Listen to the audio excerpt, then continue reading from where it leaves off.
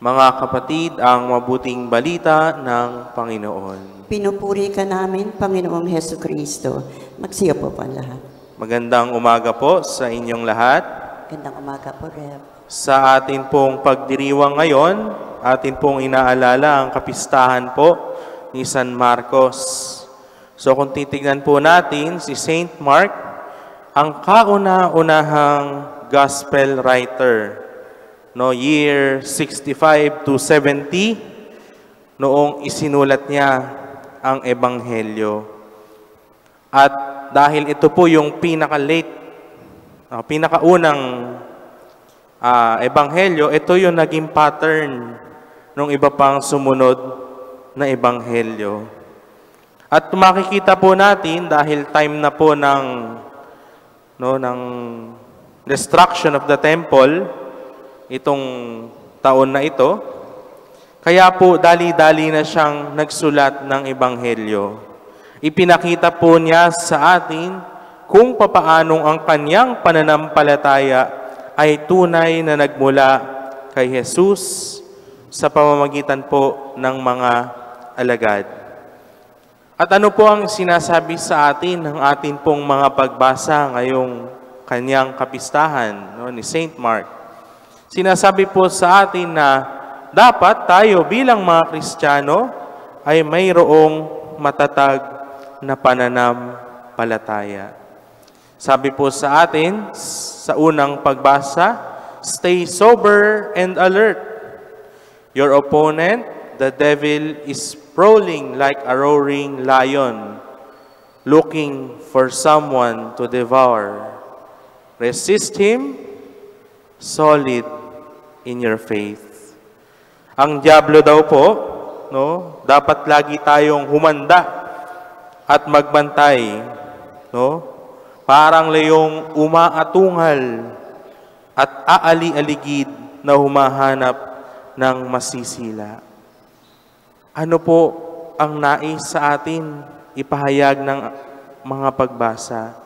Na magkaroon tayo ng pananampalatayang matatag, ng pananampalatayang nakaugat sa Diyos.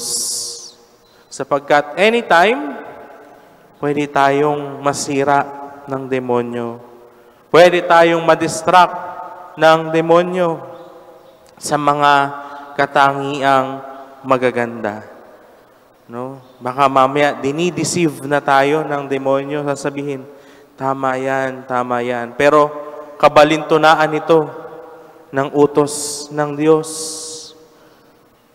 We should always distinguish kung ano yung sa Diyos at kung ano yung gawa ng demonyo.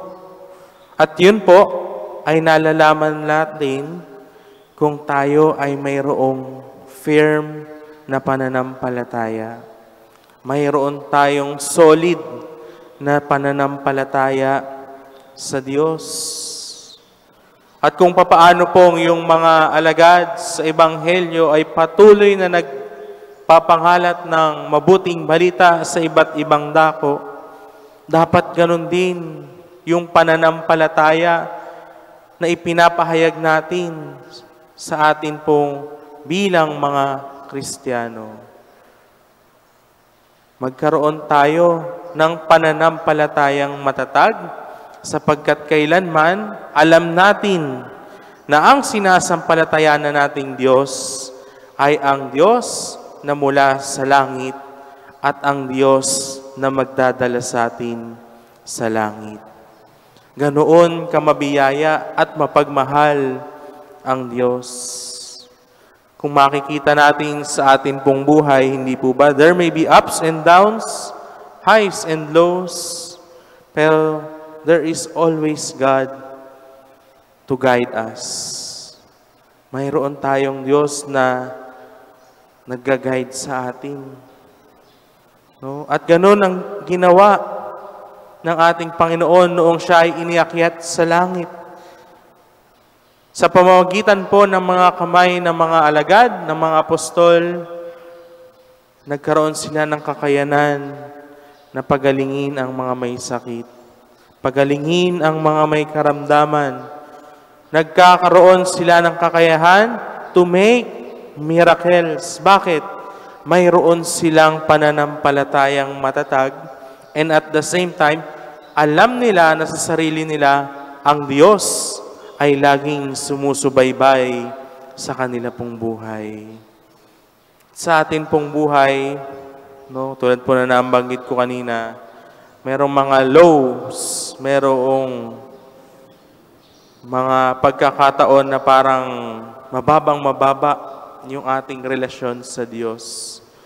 And ang solusyon doon, para po tayo ay makabalik sa Kanyang piling, to rebuild our communication with Him. Ibalik at patatagin natin yung relasyon natin sa Diyos. Nang sa gayon po, yung pananampalataya na mayroon tayo ay tunay nga na maging matatag sa atin pong buhay. Katulad po ng santo na ipinagdiriwang natin ngayon.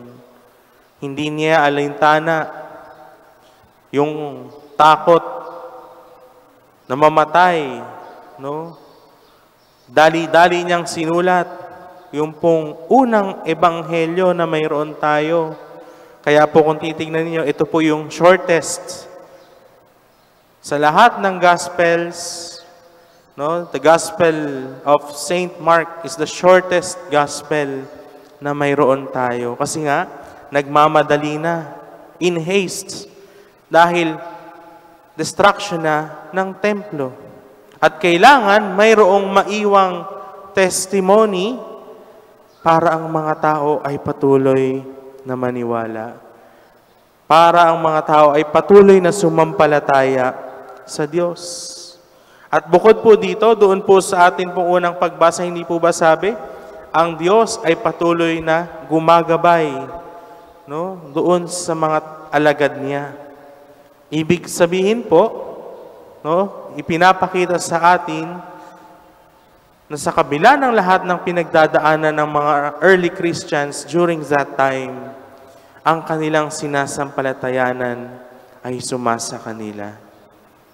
Tayo po kaya sa atin pong buhay, medyo malayo na yung ating agwat doon sa panahon ng persecution at destruction of the temple, pero ano po yung pananampalataya natin? Kumusta po yung pananampalataya natin sa Diyos? Do we have a firm faith? A solid faith?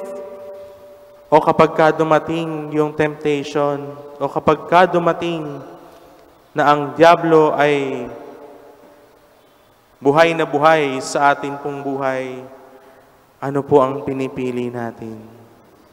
Yun po bang gawa ng Diyos? Dahil tayo ay mayroong solid na pananampalataya? O yun pong temptation ng demonyo upang mabihag tayo sa kadiliman? Nawa po sa pagpapatuloy ng ating banal na pagdiriwang, idalangin natin sa Diyos na tayo nawa ay patuloy at magkaroon ng pananampalatayang matatag, sapagkat kailanman ang Diyos ay laging sumusubaybay at nagmamahal sa ating mga tao. Amen. Magsitayo po.